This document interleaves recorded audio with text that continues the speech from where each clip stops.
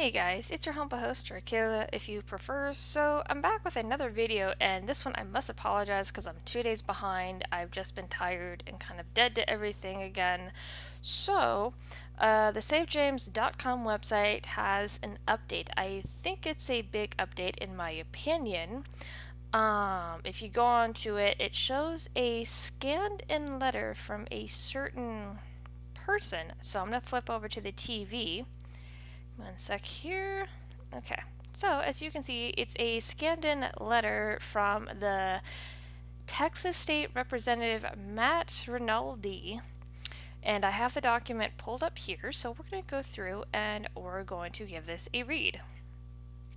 Texas House of Representatives, Matt Rinaldi, District 115, December 19th, 2018. So, yeah, like I said, I'm 2 days behind. I'm sorry.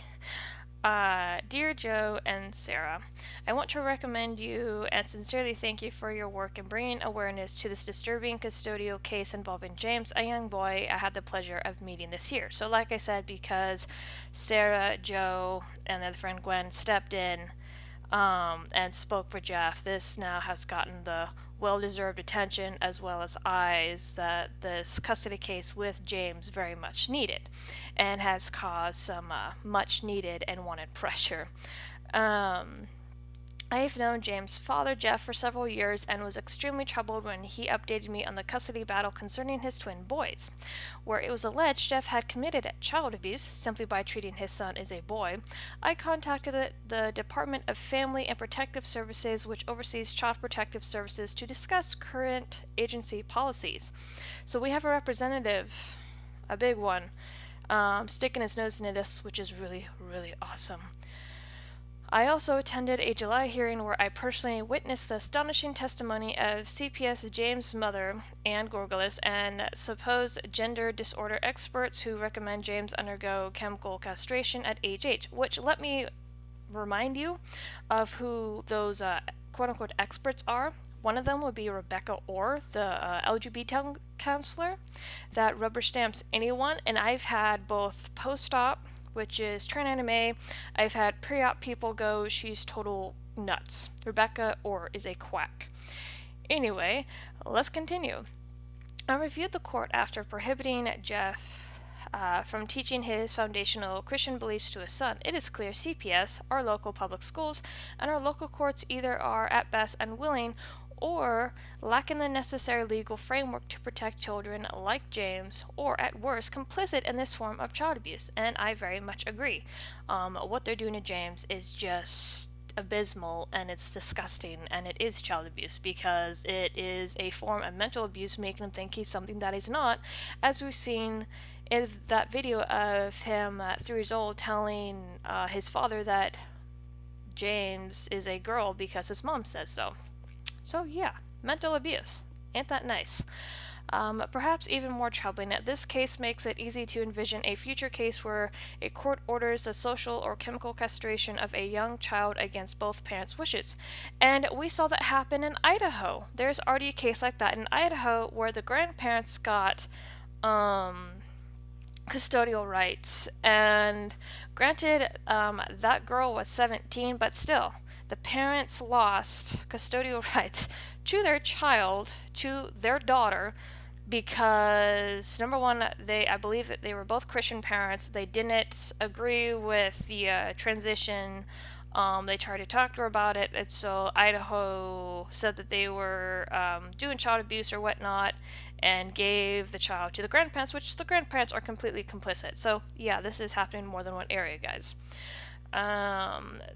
This case deserves the public's full attention so that James and other children in similar situations can be saved from a dark future that will have been forced upon them before they are even old enough to realize the significance of what is happening to them. And the difference between this case and that one in Idaho is, like I said, the daughter was 17.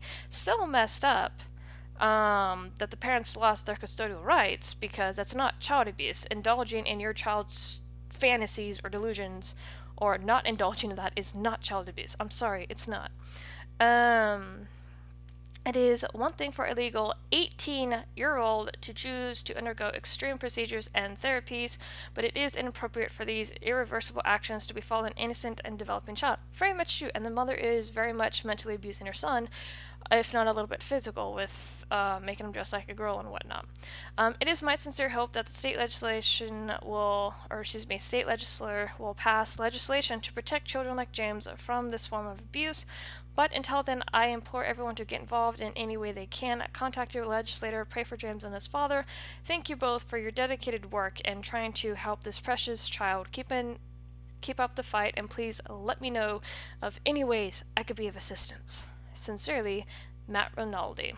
So, we now have a representative involved at digging around this. This has gotten national news, if not international, and now you have some of Texas' own government officials getting involved, which I think is good. I really do, because what is happening, this, as many people have discussed, talked about, and mentioned, is going to set a precedent. Now, we've seen stuff like this happen before, like I said, the Idaho, but that daughter was 17. Still messed up what happened, because she wasn't 18. But as I mentioned in my previous videos, I cannot talk today. The validity one, what's been happening in Canada is trickling down here, and that's very, very scary. And it's going to make a lot of parents push them into a corner, and which is something we don't want happening. Children do not understand sex. They don't even understand what certain body parts are for. They don't understand any of this. And the fact that we even have this crap in our schools, as I mentioned in a video, same video, with the gender unicorn, which has been instated in schools as low as kindergarten, people are going out of the way to purposely confuse children to accept this garbage.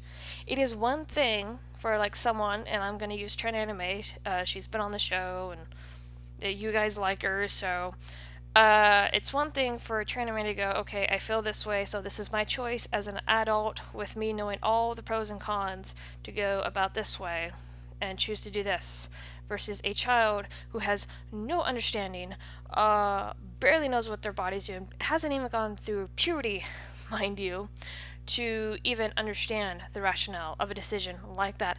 And as we saw, especially with Anna Gorgas, she has been coaching her son James.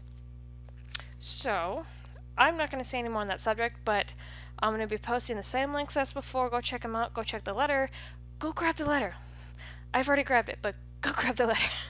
And without further ado, I hope this continues to get more and more attention, and I hope that we do see a good result to this, because I will say one thing just for myself, just from what I've seen, how the internet responds and how mad and crazy people can get. If this goes south, nobody's going to be having a good time. That's not a threat or anything, that's the way that the internet works, that's the way a lot of people work, so I'm hoping people get their heads out of their butts. But anyway, zip the lip for me, you guys have a good one, and if I do not put out another video before Christmas, Merry Christmas, Happy Holidays, Happy Kwanzaa, just have a good winter solstice. Okay, guys?